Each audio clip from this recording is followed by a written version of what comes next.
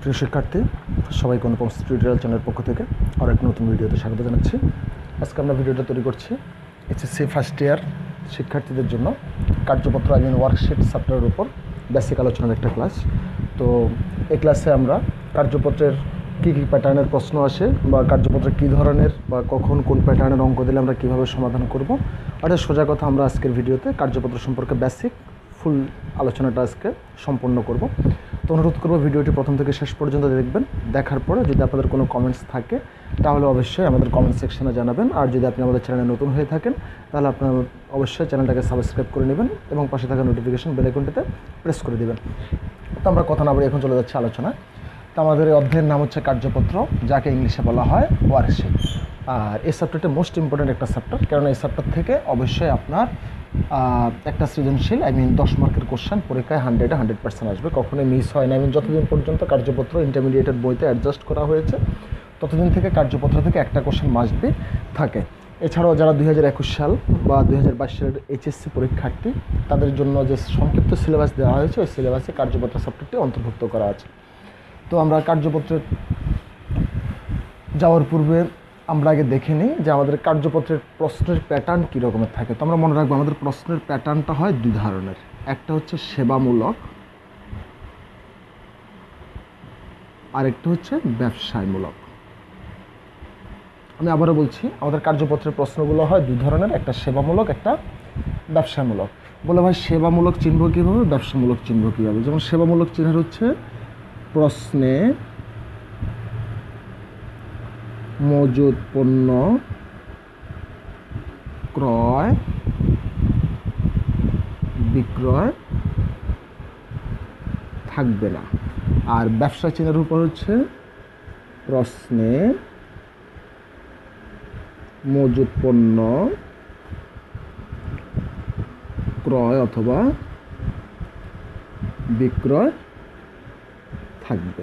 আমি আবারও বলছি, আমাদের কার্যপত্র প্রশ্নগুলো দুই প্যাটার্নের হয়, একটা হচ্ছে সেবামূলক প্যাটার্নের প্রশ্ন অথবা ব্যবসামূলক প্যাটার্নের প্রশ্ন।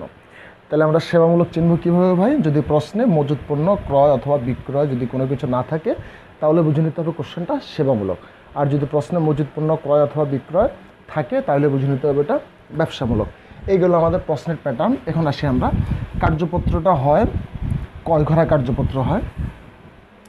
তো কার্যপত্রের দুই ধরনের কার্যপত্র হয়, একটা হচ্ছে 10 ঘরা আর এটা হচ্ছে 12 ঘরা। আমি আবারও বলছি, কার্যপত্রের অঙ্কগুলো হয় দুই ধরনের, একটা হচ্ছে 10 ঘরা কার্যপত্র অথবা 12 ঘরা কার্যপত্র। বলে ভাই কখন 10 ঘরা করব কখন 12 ঘরা করব? তো সেক্ষেত্রে বলে দিই, যদি প্রশ্নের সংরক্ষিত আয় থাকে,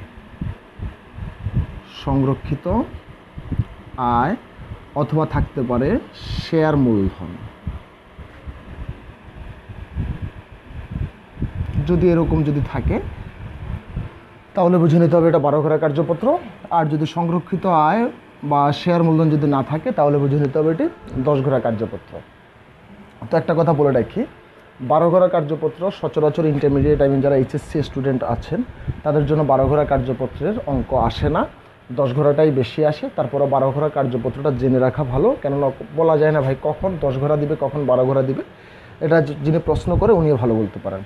তো আমরা শিখে নিলাম তাইলে যে 10 ঘরা কার্যপত্র কীভাবে চিনব, 12 ঘরা কার্যপত্র কীভাবে চিনব। আমি আবারও বলছি, 12 ঘরা কার্যপত্র চিনতে হলে যদি প্রশ্নে সংরক্ষিত আয় বা শেয়ার মূলধন থাকে তাহলে বুঝে নিতে হবে এটা 12 ঘরা কার্যপত্র। আর যদি প্রশ্নে সংরক্ষিত আয় বা শেয়ার মূলধন না থাকে তাহলে বুঝে নিতে হবে এটা 10 ঘরা কার্যপত্র। তো আমি কথাগুলো এতক্ষণ যা আলোচনা করেছি তা আবার পুনরায় রিভিউ করছি। যেমন কার্যপত্রের প্রশ্নগুলো হয় দুই প্যাটার্নের, একটা হচ্ছে সেবামূলক একটা হচ্ছে ব্যবসামূলক। সেবামূলক চিহ্ন কীভাবে আমরা ভাই? যদি প্রশ্নে মজুদ পণ্য ক্রয় বা বিক্রয় কোনোটাই না থাকে তাহলে বুঝে নিতে হবে কোশ্চেনটা সেবামূলক ব্যবসায়ের প্রশ্ন।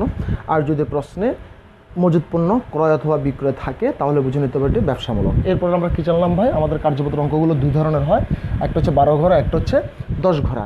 12 ঘরা চিহ্ন কীভাবে? যদি প্রশ্নের সংরক্ষিত আয় অথবা শেয়ার মূলধন থাকে তাহলে বুঝে নিতে হবে এটা 12 ঘরা কার্যপত্র। আর যদি প্রশ্নের সংরক্ষিত আয় বা শেয়ার মূলধন না থাকে তাহলে বুঝে নিতে হবে এটি 10 ঘরা কার্যপত্র। এখানে আরেকটা কথা আসি, 10 ঘরা 12 ঘরা ছাড়াও কখনো কখনো প্রশ্নে 8 ঘরা কার্যপত্র করতে বলা হয়, 8 ঘরা কার্যপত্র। এখন প্রশ্ন হতে পারে ভাই 10 ঘরা কার্যপত্র পারলাম 12 ঘরাও পারলাম, এখন যদি 8 ঘরা করতে বলা হয় তখন আমরা কী করব? তো এক্ষেত্রে বলে দিই, যদি প্রশ্নে 8 ঘরা কার্যপত্র করতে বলা হয় তখন আমাদের 10 ঘোরাতে মোট 5টা ঘর হয়, 5টা ঘরকে 5 দুগুণে 10, অর্থাৎ এগুলোকে আবার ডিভাইডেড করে মোট 10টা ঘর বানানো হয়। তন্মধ্যে একটা ঘরের নাম হচ্ছে সমন্বিত রে অমিল। সমন্বিত রে অমিল। সমন্বিত রে অমিলের ঘরটা লেস করে দিলে তাহলে আমাদের 8 ঘোরা কার্যপত্র হয়। এগুলো আমাদের কার্যপত্র প্রশ্ন প্যাটার্ন বা কয় ঘোরা কার্যপত্র কীভাবে প্রশ্ন চিনব তা গেল। এখন আসি এর মধ্যে প্রশ্নগুলো কী হয়। তো এই অধ্যায়ের প্রশ্নগুলোর মধ্যে প্রথমত যেটা হয় সমন্বয় জাবেদা বা সমন্বয় দাখিলা। আমাদের খেয়াল করি আবার কার্যপত্র অঙ্কগুলো যখন আমরা করতে যাব, অঙ্ক করতে গেলে একটা টেবিল পাবো যেটাকে বলা হয় রে অমিল, যেখানে রে অমিলের ডাটাগুলো দেওয়া থাকবে।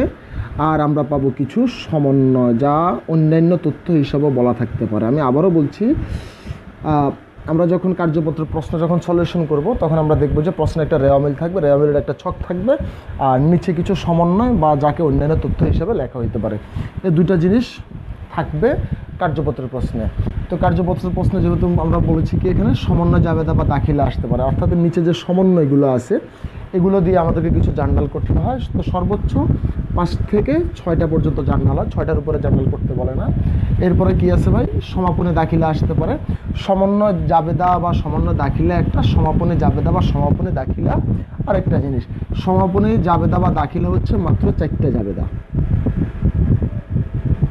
তো যেগুলো আমরা অঙ্ক যখন প্র্যাকটিক্যালি যখন আমরা আলোচনা করব তখন আমরা পর্যায়ক্রমে সবগুলো জিনিস আমরা স্টেপ বাই স্টেপ পেয়ে যাব। এরপর আসতে পারে এখান থেকে বিশদায় বিবরণী আসতে পারে, এখান থেকে আসতে পারে আর্থিক অবস্থার বিবরণী, আর সর্বশেষ যেহেতু কার্যপত্রের চ্যাপ্টার কার্যপত্রটা আসাটা খুবই স্বাভাবিক ব্যাপার। তো এই হচ্ছে এই চ্যাপ্টারের বিভিন্ন প্রশ্ন।